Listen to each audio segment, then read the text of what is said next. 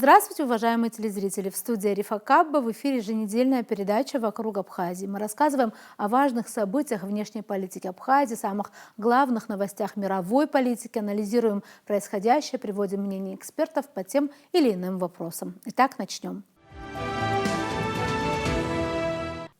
Сегодня в рамках нашей передачи хотим подробнее остановиться на теме прошедшего в конце лета саммита ШОС, события, которое так или иначе имеет довольно серьезные проекции на будущее международных отношений. К такому мнению приходят многие эксперты, анализировавшие итоги саммита. Напомним, что с 31 августа по 1 сентября 2025 года в китайском Тяньцзине прошел ежегодный саммит Шанхайской организации сотрудничества. Главными результатами стали принятие Тяньцзинской декларации и учреждения новых институтов, что, по мнению экспертов, знаменует переход ШОС от дискуссионного клуба к созданию реальной альтернативы западному миропорядку. Мероприятие стало самым масштабным за 24-летнюю историю организации. В нем приняли участие лидеры всех 10 государств-членов, а также главы государств и правительств стран-наблюдателей и партнеров по диалогу. Всего более 20 высокопоставленных гостей, включая генерального секретаря ООН Антонио Гутерриша и двух глав стран НАТО, президента Турции Реджепа Таипа Эрдогана и Словакии Роберта Фицо. Центральными фигурами саммита стали президент России Владимир Путин, председатель КНР Си Цзиньпинь и премьер-министр Индии Нарендра Моди. Повестка была сосредоточена на утверждении долгосрочной стратегии развития блока, укреплении экономического партнерства и координации в сфере безопасности на фоне растущей международной напряженности и торговых ограничений со стороны США. Министр иностранных дел России Сергей Лавров, кстати говоря, в интервью журналистам назвал тройное рукопожатие Владимира Путина, Си Цзиньпиня и Нарендры Моди на саммите ШОС в Тяньцзине яркой иллюстрацией общности интересов России, Китая и Индии. Вот его комментарий. Демонстрация того, что три великих державы, представляющие три великих цивилизации, осознают общность своих интересов по целому ряду направлений. Это не значит, что все на 100% совпадает, но налицо тенденция к тому, чтобы Китай, Россия, Индия развивали свое партнерство, извлекая взаимную выгоду из тех направлений, где у нас одинаковые интересы. А интересы заключаются в развитии экономики, в решении социальных задач, повышении благосостояния населения.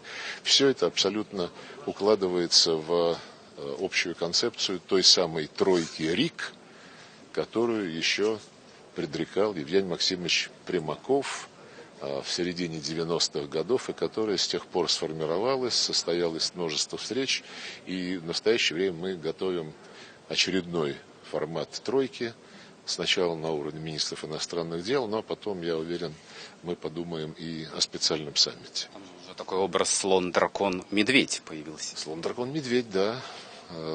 Богат животный мир, богатые фантазии у всех наших трех народов, которые выбирали, причем без всякого голосования, а идя от жизни, символы своих наций. А по словам президента России Владимира Путина, документы, которые были приняты на саммите, цитата, нацелены на будущее. Что касается результатов, то они весьма позитивные, на мой взгляд. Документы, которые были приняты, причем приняты всеми участниками, они нацелены на будущее. Я бы в этой связи отметил особо китайскую инициативу о глобальном управлении. Мне кажется, что это очень своевременно и, что важно, эта инициатива направлена на позитив в работе между теми странами, которые собрались на саммит в Китае, и нашими возможными партнерами среди стран, которые на сегодняшний день и не желают заявлять о этом партнерстве. Вот все это вместе и такое единство всех собравшихся – это очень важная демонстрация позитивного настроя и уверенности в том, что мы сможем достигать заданных целей. К другим темам. Детали по проекту «Маршрут Трампа ради международного мира и процветания» будут уточнены в ходе переговоров между делегациями Армении и США. Об этом в беседе с журналистами заявил министр иностранных дел Армении Арарат Мирзоян в ответ на вопрос, каким образом будет реализован этот проект и в каком формате будут обсуждаться детали его реализации. Детали будут уточнены в ходе контактов, обсуждений и переговоров между делегациями Армении и США, сказал министр. Говоря о том, как это будет реализовано с азербайджанской стороны, Мирзоян отметил, что с Баку есть общие представления, которые отражены в подписанной в Вашингтоне декларации. По его словам, в ней зафиксировано, что снятие блокады произойдет на основе территориальной целостности, неприкосновенности границ, суверенитета и юрисдикции двух стран беспрепятственно и с взаимной выгодой. На вопрос журналиста, почему формулировка «беспрепятственная дорога» указана лишь по части обязательств перед Азербайджаном,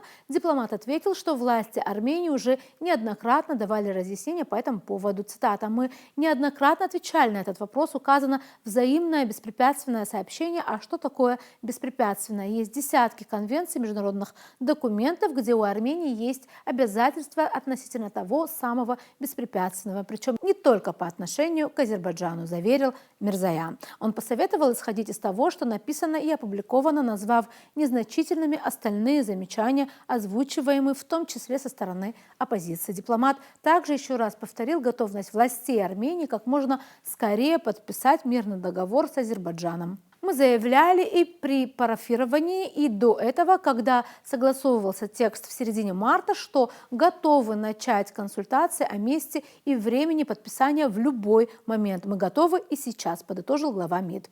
Напомним, что президент Азербайджана Ильхам Алиев и премьер-министр Армении Никол Пашинян 8 августа по итогам трехсторонней встречи с президентом США Дональдом Трампом в Вашингтоне подписали совместную декларацию. Она включает 7 пунктов, которые подчеркивают стремление Баку и Еревана к миру, но не фиксируют детали. В документе отмечается, что стороны парафировали согласованный текст договора об установлении мира и восстановлении отношений между Азербайджаном и Арменией, а также будут прилагать усилия для окончательной ратификации.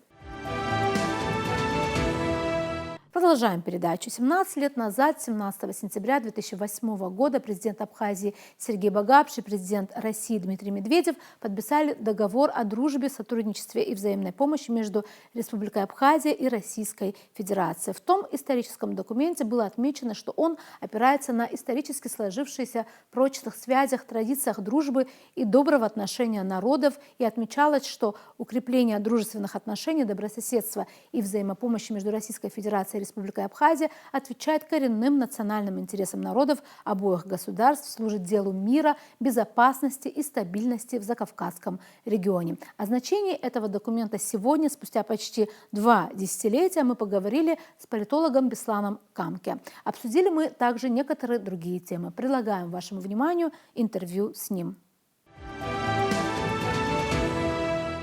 Приветствуем вас, Беслан Астамурович, в очередной раз в студии Абхазского телевидения.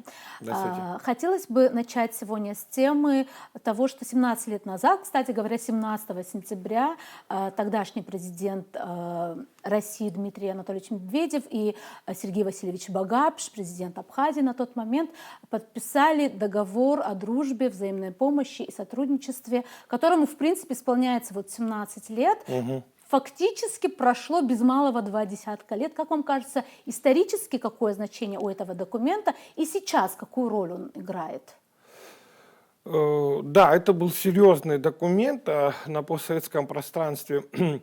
Этот союзный договор, который подписан, он фактически закрепляет серьезно безопасность, проблему безопасности в первую очередь, закрепляет экономические связи, культурные и так далее. То есть этот базовый документ, естественно, он делает Абхазию и Россию союзным мирным государством. Некоторые говорят о том, в чем разница от, скажем, вхождения в какой-то блок одной страны в другой, в какой-то иной блок. Но здесь получается то же самое, что если это был бы какой-то блок военный, стратегический, то же самое, потому что те пункты, которые там указаны, да, особенно пункт, 5-й пункт, где нападение, допустим, военное нападение на одну страну означает нападение и на другую страну. То есть фактически взаимная такая вот защищенность и России, и Абхазии, оно делает на Южном Кавказе очень серьезный, сдерживающий такой момент, потому что мы все прекрасно знаем, что последовало, исторически что было, какие события были перед этим. Мы знаем о том, что несмотря на то, что Россия неоднократно заявляла о том, что Грузия, Украина – это красная черта, за которой мы, то есть красная черта, что не позволяет вхождение этих стран в блок НАТО. Вот. И, кстати, это в нарушение доктрины Монро. Так, есть такая доктрина Монро, она, кстати, принята около 200 лет тому назад, и она гласит о том, что Соединенные Штаты признают сферу интересов и влияния других государств, где должны взаимно соблюдать интересы зоны влияния крупных государств. Вот оно в отношении Соединенных Штатов работает. То есть представьте себе, если где-нибудь там Мексика или где-нибудь на Кубе будут размещены военные базы или какие-то союзы будут они входить, военные политические блоки, они будут входить сопредельно Соединенных Штатов, то какой будет, естественно, политический резонанс. Да. И вот в этом плане, в общем, пропаганда Запада была, в общем, она направлена на создание ложного такого представления, что после советского государства, каждое государство и каждое союзное государство имеет право на свободу, независимость, независимо от условий, независимо от безопасности сопредельных. Да. То есть вот эта абсолютизация, безусловная абсолютизация идеи независимости, свободы за счет безопасности сопредельной страны, вот это вот было, в общем, конечно, провокацией и, в общем, ложью, которые последовали Союзной Республики. Возможно, это, я сейчас не буду говорить о мотивах, конечно, мотивы были однозначно ослабление бывшего советского пространства, Российской Федерации и так далее. Одним словом, этот договор, он остановил процесс расширения НАТО и на Южном Кавказе. И закрытие всех возможностей у России, выхода на море, и, так сказать, большие пространства. Это фактически сокращение, скажем так, будем говорить о том, что такая доктрина, которой Соединенные Штаты последовали после советского крушения, это фактически разрушение того мира, который мог бы быть более стабильным. Так сказать, это страны, которые могли бы взаимодействовать на разных цивилизационных плоскостях, разных культурах, разных векторах направлений, что усиливает стабильность международную. А вот установление однополярности, мы сейчас уже свидетелями того являемся, что, в принципе, бесперспективным она оказалась. Единственное, что Соединенные Штаты и Запад, они дополнительно убеждаются в этом, что ошибочность однополярности, оно не приносит никакой стабильности в мире. Это вот мы свидетелями являемся, и они в том числе. Одним словом, значение этого договора стратегического,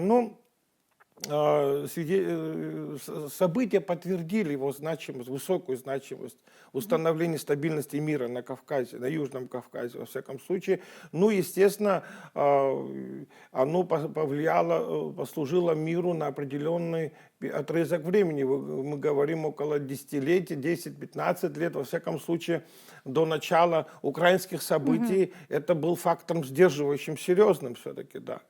Другой вопрос о том, насколько не были извлечены уроки из этого факта, который последовало, после этого мы видим, как Россия пыталась преподнести, так сказать, всему миру, и неоднократно это делала, показывала о том, насколько важны ее параметры безопасности, и это было очевидно. Очень многие исследователи и эксперты на Западе, они осуждают расширение НАТО на восток. Это фактически авантюрный план был. И фактически мы сегодня являемся свидетелями, вот, все мы пожинаем плоды, и они в том числе, того, что вот не были соблюдены объективные параметры безопасности. Вот. И вот здесь мы прямо, еще раз я обращаю внимание на доктрину Монро. Оно было мудро. 200 лет тому назад высказана мысль о том, что каждое крупное государство объективно имеет свои зоны влияния, зоны интереса, жизненные интересы, за которым следует крушение, разрушение вот, государства. И поэтому вот соблюдение вот этого плана Монро, оно заново сегодня пересматривается, и соблюдение его просто необходимо. Это объективные параметры, необходимость задают в этом. Беслан Астамурович, раз уж мы говорим, я хотела бы, чтобы шире мы пошли в этом вопросе. Вот, например, если касаясь Южного Кавказа, сейчас все обсуждают, скажем так, маршрут Трампа для международной безопасности и процветания. Имеется в виду тут как раз, мы знаем, что он очень сейчас такую пытается играть, скажем, роль примирителя, да, роль миротворца. Да. Мы видели события, которые происходили в Вашингтоне, которые какое-то время назад в Вашингтоне, которое там лет 5 назад было очень сложно представить, что лидеры Азербайджана и Армении вот так встретятся в Вашингтоне. Вот как вам кажется, каковы перспективы реализации этого маршрута и как это будет влиять на Южный Кавказ, конечно, в первую очередь с точки зрения безопасности? Ну, и вначале я хочу сказать о том, что очень много сейчас об этом говорят, да, и политики, эксперты. И резонансный такой, да, документ, это меморандум подписан, да, пока что он только меморандум, на намерениях разве что, он юридически ничему не обязывающий, просто задан Но тем старт. не менее, например, в Армении говорят, что они готовы подписывать и договор, вот буквально сегодня я что-то читала. Да, режим Пашиняна идет как бы на все, на то, что лишь бы внешним игрокам понравится за счет национальных интересов своего государства. Кстати говоря, рейтинг Пашиняна очень низкий, да. Самый низкий, так говорится. Мы еще не говорим о диаспоре армянской, 20-миллионной, как огромный, некоторые говорят, да. И так сказать, самые суровые, самые такие оценки низкие, это, скажем так, в диаспоре. Да, это очень сильный фактор, потому что мы с вами знаем, насколько влиятельна армянская диаспора. Я думаю, что она свое слово скажет еще на предстоящих выборах в 2026 году. Там парламентские выборы, естественно, мы знаем, что парламентским способом выбирается премьер-министр, и президент избирается парламентом Армении. Так вот, я хочу сказать о том, что вот Зангезурский коридор, его надо полагать, что он состоит не из 44 километров. Это более 300 километров и больше. А этот маленький участок, самый маленький участок, он, когда мы говорим о том, что здесь Соединенные Штаты будут как бы этот проект курировать через частных лиц, да, но на самом деле Соединенные Штаты понимают, куда это может привести, этот коридор, потому что всем известно, если так посмотреть, этот коридор объединяет тюркский мир. И вот тюркский мир, можно себе представить, лет через 20-30, он тоже может стать серьезным, так сказать, серьезной проблемой и для остального мира, не только, так сказать, большого мира, можно сказать. И поэтому здесь тюркский мир тоже нужно контролировать. Мне кажется, что Соединенные Штаты и эту цель преследуют. То есть это не просто Соединенные Штаты там вот им строят такую благостную, так сказать, всевозможными выгодами. Другой вопрос, что здесь этот Зангезурский коридор, для того, чтобы он функционировал нормально, это означает, все интересы должны быть здесь включены для ее функционирования. Естественно, здесь мы знаем платформу, которая существовала для согласования интересов, разрешения напряженности на Южном Кавказе. Это платформа 3+3.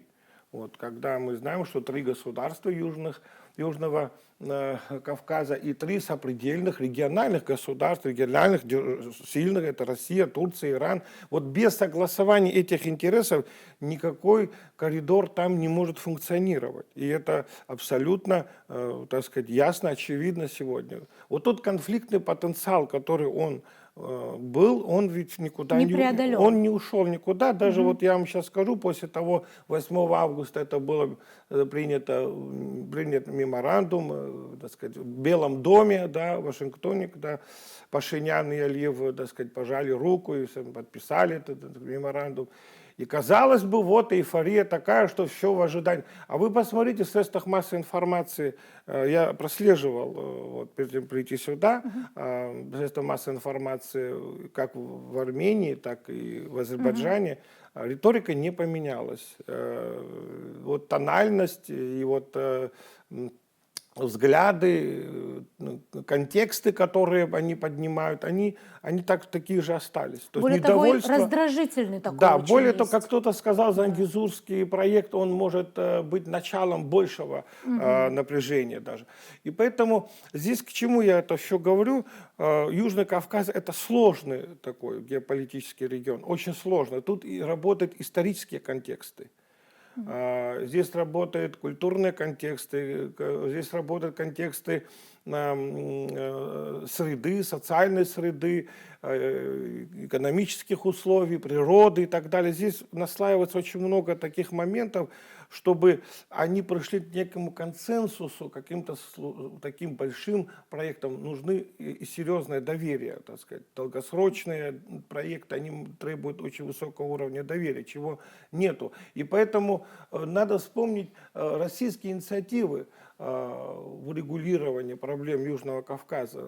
Предлагалось, когда Российская Федерация в лице Лаврова предлагалась инициатива о праве нации самоопределения для Карабаха. Почему-то было проигнорировано. Это ведь был тоже какой-то компромисс. Вот. Но сегодня, когда вопрос решен Карабаха радикально, в пользу одной стороны, конечно же, это будет очагом дальнейшего напряжения. Но вряд ли она снимется. Хотя команда Пашиняна, которая абсолютно вне контекста всякого, да, исторического, особенного, и моментов особенностей всех интересов сопредельных стран, он рассуждает фактически вот сугубо западными критериями, западными взглядами на это рассмотрение. Вряд ли это послужит решению вопросов. Да. Беслан Астамурович, хотелось бы еще поговорить о последнем саммите ШОС. Вот существует мнение о том, что он превращается из дискуссионного такого клуба, дискуссионной площадки в нечто гораздо большее. И вот тут, кстати, тоже есть какой-то, мне кажется, вот вы говорили о том, что однополярность не оправдывает себя, и вроде бы тут очень серьезные акторы на Востоке тоже дают о себе по-другому совсем знать. Вот как вы оцениваете вот эту декларацию, которая была принята, и вообще то, как меняется ли ШОС, на ваш взгляд, превращается ли в нечто большее? Да, здесь объективные моменты послужили тому, чтобы вот, саммит ШОС стал такой значимый, вот, исторически он стал, да. Ну, еще и совпало с Днем Победы, 80-летие Победы над японским милитаризмом. Китай прошел парад. Еще это напоминает исторические такие контексты, которые усилили, скажем так, современность, и пути решения, они стали более очевидны, которые там приняты, они более стали, скажем, понятнее мировому сообществу, потому что в мире накопилось много несправедливости. В мире накопилась диспропорция, в мире накопились нарушения баланса всевозможных, товарный баланс, финансовые олигархические круги международные, они стали, скажем, препятствием для некоторых стран. Протекционизм, можно сказать, отдельных государств финансовыми структурами, которые когда-то было создано Бреттон-Вудским соглашением, они стали фактически играть в одну сторону. Вот. Международный валютный фонд, например, выделяет по, так сказать, определенным критериям. Кредиты выдают, там, скажем, кому они понравились, кто стал лояльнее и так далее. Вот. И вот такая несправедливость, неравенство, да, и как раз несоблюдение всех принципов Организации Объединенных Наций, да, фактически невозможность решения глобальных вопросов, да, международные принципы, они стали, скажем так, толковаться еще и по-разному, и неспособность международных институтов разрешать региональные, глобальные вопросы, вот оно компенсировалось, оно вышло в создание вот такого института, как ШОС.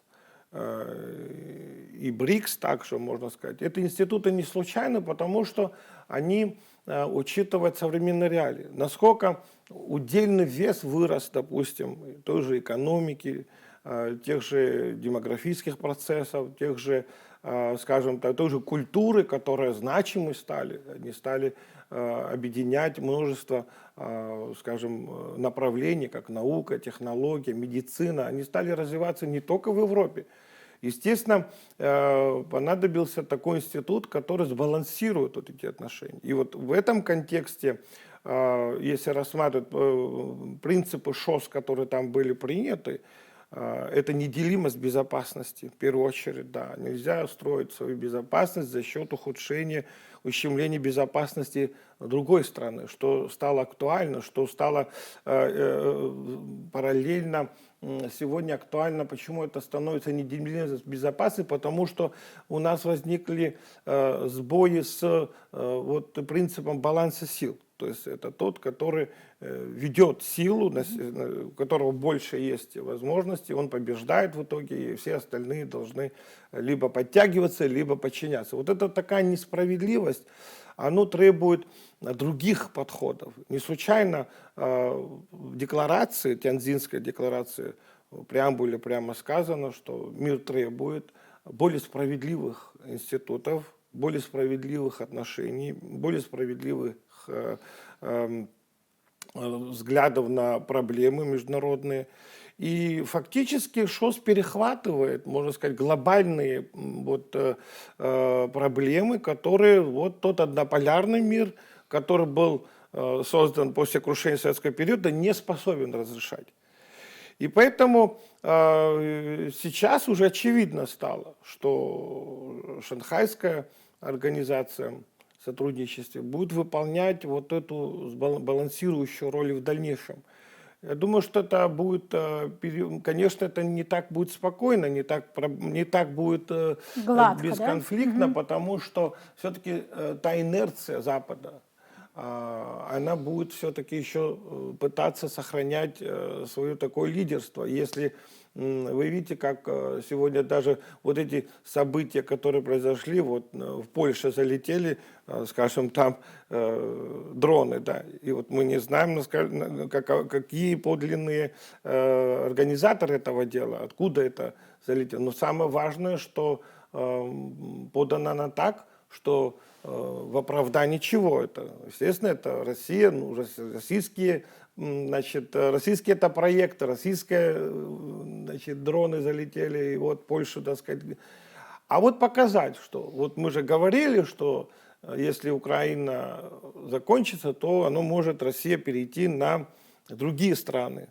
Вот и показать, что вот российскую агрессию надо еще раз подтвердить, что она может вот быть по факту, вот, показать, что она является угрозой для Европы. И таким образом Европа актуализироваться хочет на милитаристском, на военном вот такой тематике и попытаться тоже сохранить вот статус-кво как государство, которое пытается, или союз государств, который пытается быть важным в международных отношениях.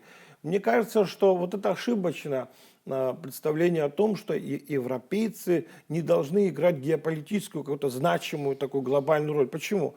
Потому что для Европы есть возможности технологического развития, есть возможности экономического развития, есть возможности, где взаимопогашают интересы другие центры без нее. И вот этот вот, когда, Игнорирование, да, опять такое. когда европейские государства выходят вот, как субъект, геополитический субъект, вот, в общем, оно не вписывается вот, в современные реалии, и поэтому и Соединенные Штаты вот, пытаются его, так сказать, нейтрализовать по-своему, так сказать, понятно, насколько это и удается. Вот, поэтому я считаю, что вот шанхайская организация сотрудничества, оно может действительно сыграть большую роль в дальнейшем, открывая горизонты нового миропорядка. Новая архитектура миропорядка будет строиться на других принципах. Оно объективно созрело. И вот мне кажется, что и в этом плане открываются серьезные перспективы и для, скажем, региональной безопасности здесь у нас. Вот, потому что региональная безопасность, она складывается из глобальных игроков. И поэтому не будет доминирования, скажем, у нас в том же Южном Кавказе какие-то отдельные центры. Вот здесь тоже требуется будет согласование, еще больше условий для выработки компромисса здесь возможны именно благодаря вот такой деятельности организации, такого союза. И те принципы, которые там приняты, о неделимости безопасности, о равенстве суверенитетов, мы говорим о принципах взаимности, да. Ну, эти принципы, они проложат свою дорогу для выработки компромисса, как вот на Южном Кавказе и для всего мира также, да. Да, большое спасибо, Беслан Астамурович, что пришли и ответили на наш вопрос. На этом у нас сегодня все. Будем продолжать следить за самыми интересными и важными событиями вокруг Абхазии. До новых встреч в эфире.